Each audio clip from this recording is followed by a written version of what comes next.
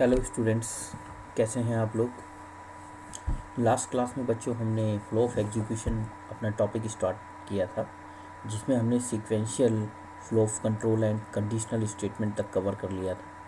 In this video we will cover our next topic, that is looping construct. बच्चों, looping क्या होता है बताइए, व्हाट इज़ लूप। आपने क्लास 11th में पढ़ा होगा।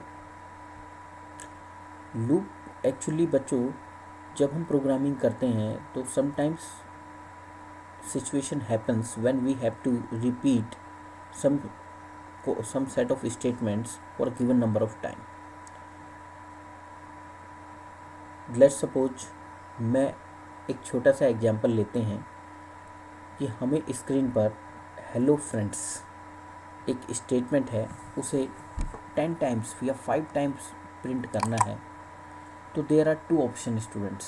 पहला तो ये कि आप 10 टाइम्स या 5 टाइम्स, जितने नंबर ऑफ टाइम्स वो स्टेटमेंट आप लोग एग्जीक्यूट करना चाहते हैं, just type on the Python cell और इन पाइथन स्क्रिप्ट, जितनी भी बार आप उसको प्रिंट करना चाहते हैं। ठीक है, one after another sequential flow of execution में जैसा करते हैं उस तरीके से उस स्टेटमेंट को लिख दीजिए। और दूसरा ऑप्शन आपके पास है कि आप लूप का यूज़ कर सकते हैं। by writing the single time statement single time it will execute for a given number of time, right। तो देखते हैं, जैसे लेट सपोज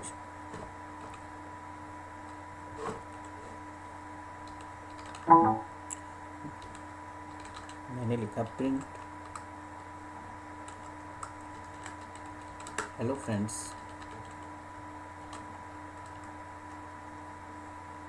वन टाइम, और चलिए एक स्क्रिप्ट फाइल ले लेते हैं।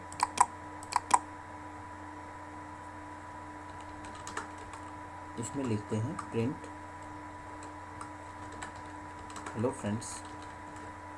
मैं ये वो स्टेटमेंट है बच्चे जिसके लिए मैं बात कर रहा था आपसे।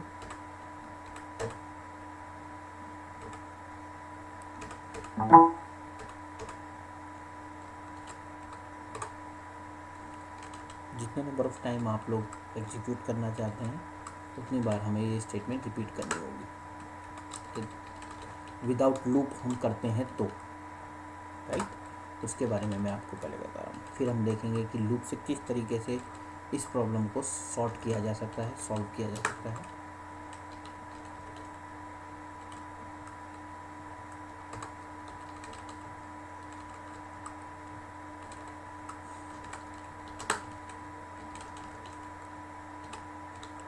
राइट, इसको सेव कर देते हैं स्क्रिप्ट को।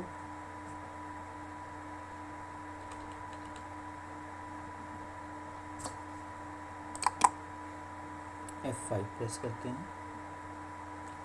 देखिए इस बच्चों, ये all 4 statements executed one after another. But यहाँ पर एक प्रॉब्लम है, ड्रॉबैक कि हमें जितने नंबर ऑफ टाइम्स स्टेटमेंट को एग्जीक्यूट करना है हमें उसे लिखना पड़ता है, राइट। अभी तो 4 स्टेटमेंट है, चलिए प्रोग्राम छोटा है, it is easy to write, but let's suppose if you want to repeat some certain set of statements for a large number of times, let's suppose if you want to print this statement for 100 times, so it will be very difficult to repeat this statement for 100 times, right। So in that case Python provide us a flexibility. Why should not we use the loop? In loop we have the flexibility.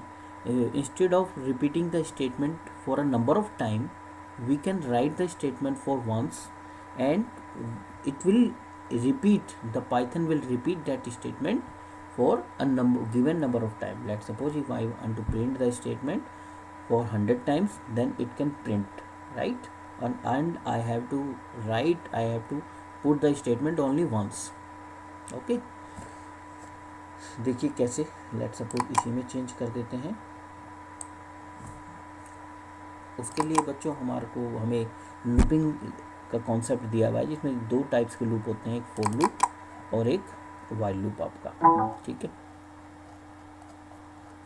एक for loop होता है और एक while loop होता है students, ठीक है। तो चलिए अभी उसको, जो हमने प्रिंट स्टेटमेंट किया उसको एक बार फॉर लूप से करके देखते हैं कि क्या वाकई में ऐसा होता है क्या। और ये आपने 11th क्लास में पढ़ा भी है स्टूडेंट्स। In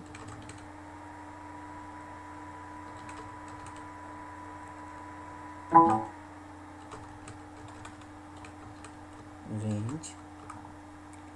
0 to 10 print.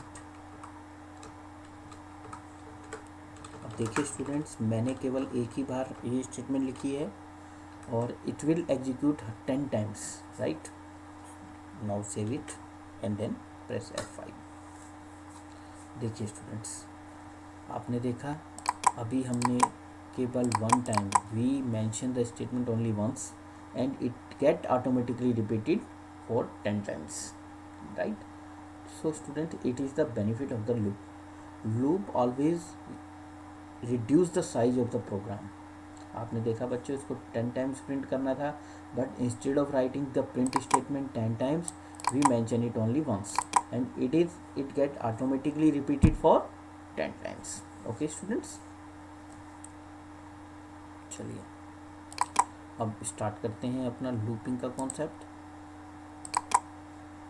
तो सबसे पहले बच्चों हमारे पास होता है फॉर लूप। फॉर लूप क्या करता है बच्चों? For loop, the for statement is used to iterate और repeat itself over a range of values और a sequence one by one. तो अभी मैंने आपको बताया है कि लूप जो है किसी सेट ऑफ स्टेटमेंट को रिपीट करता है for a given number of time. तो फॉर लूप एक नंबर लूप होता है। ये क्या करता है बच्चों, एक रेंज ऑफ वैल्यूज तक, सीक्वेंस तक आपकी वैल्यू को one after one another repeat करता है, राइट। इसका जो करेक्ट सिंटेक्स होता है बच्चों लिखने का, इसमें for then control variable in और उसके बाद यहाँ सीक्वेंस दी जाती है रेंज ऑफ वैल्यू के लिए। अभी आपने अपना एग्जांपल में देखा होगा बच्चों, हमने वो सीक्वेंस दी थी रेंज फंक्शन के थ्रू दी थी, जिसमें हमने एक रेंज ऑफ वैल्यू दी थी that was starting from the 0 and ending with the 10-1 that is 9। अभी हम इसके बारे में डिटेल में पढ़ेंगे। तो यहाँ पर फॉर लूप फॉर लिखा जाता है, देन कंट्रोल वेरिएबल, फिर इन सीक्वेंस ऑफ वैल्यूज़, फिर इसके अंदर बॉडी ऑफ लूप। देखिए यहाँ पर कॉलन आता है बच्चों, कॉलन मैंडेटरी है ना, ब्लॉक ऑफ स्टेटमेंट स्टार्ट करने के लिए। उसके बाद statements in body of loop, उस देन आफ्टर एल्स, ये ऑप्शनल होता है बच्चों कि जब आपका कोई चीज़ मैच ना करे then else part will execute.